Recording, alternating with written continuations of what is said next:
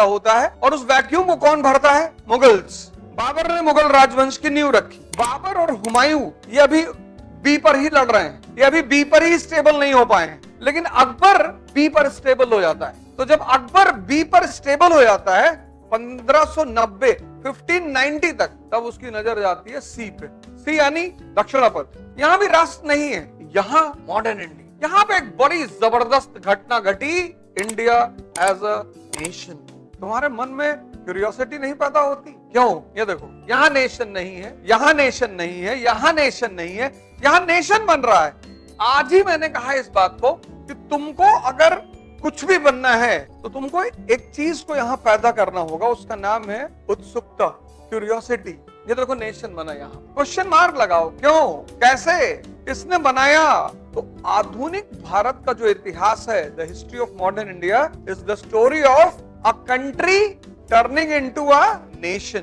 आधुनिक भारत का इतिहास एक देश के राष्ट्र में परिवर्तन होने की कहानी। सिविलाइजेशन अलग चीज, सिविलाइजेशन एकदम अलग चीज। अब सारी क्लास, अगली जो 15-16 क्लास है, वो इसी क्वेश्चन के चारों तरफ चलेगी। अब देखो, तुम्हें पहली क्लास में एक वो मिल गया, गोल मिल गया ना, इसको कहते हैं पढ़ाई। पहली क्लास में तुम्हें एक गोल मिल गया कि भाई साहब जब पूरा चैप्टर खत्म हो जाएगा तो मुझे एक चीज समझ में आ जाएगी कि भारत नेशन कैसे बना। अब तुम्हारी पूरा 16 क्लास में तुम्हें बस हर क्लास में आके यही देखना है कि आज मुझे क्या समझ में आया। अब सवाल पहला ये है, पहला क्वेश्चन, कि भारत पर इतने आक्रमण क्यों होते थे या क्यों हो रहे हैं, या भारत सबकी नजर में क्यों है? लिख लो question, why regular foreign invasion on India. लिखकर क्वेश्चन मार्क लगा लो। पहला रीजन, नेचुरल रिसोर्सेज, नेचुरल प्राकृतिक संपदा। India is a country of doabs. Doab नहीं, दोआब्स। एक दोआब नहीं है, गंगा यमुना कृष्णा तुंगभद्रा।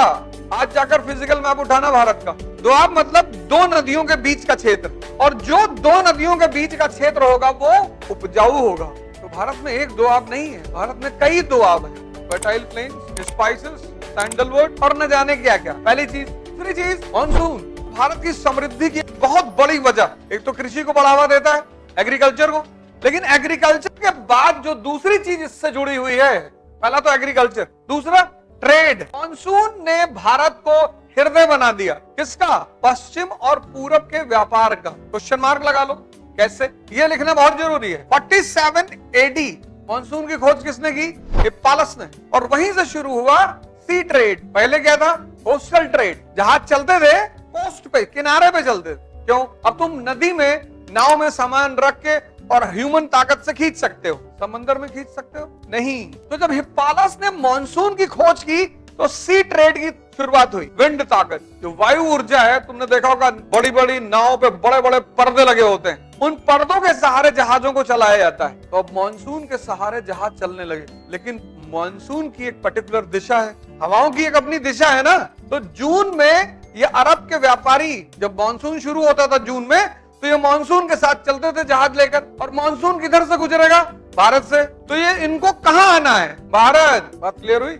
मानसून ने भारत को पश्चिम और पूरब का के व्यापार का क्या बना दिया? केंद्र। जहाज किसके सहारे चलेंगी? मानसून के।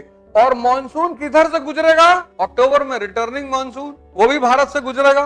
तो आते और जाते दोनों वक्त तुमको कहां रुकना है? भारत। इसलिए तुम देखना 47 AD के बाद दक्कन और साउथ में राज्यों का उदय हो रहा है। सतवाहन, चोल, चालुक्य। किसकी वजह से? सी ट्रेड की वजह से। और तीसरा रीजन, बैलेंस ऑफ पेमेंट, भुगतान संतुलन। किसके पक्ष में? भारत के पक्ष में। मैक्सिमम एक्सपोर्ट और मिनिमम इंपोर्ट। मैक्सिमम एक्सपोर्ट और मिनिमम इंपोर्ट। क्यों? सेल्फ सफिशिएंट इकोनॉमी, आत्मनिर्भर अर्थव्यवस्था। बाहर से कुछ चाहिए नहीं। इन तीनों ने क्या किया? भारत को बना दिया गोल्डन स्पैरो, सोने की चिड़िया। तो तुम्हें किस चीज का शिकार नहीं होना है? द्वंद्व का। महत्वाकांक्षा है तो रिस्क लेना सीखो, काम करो बस अपना।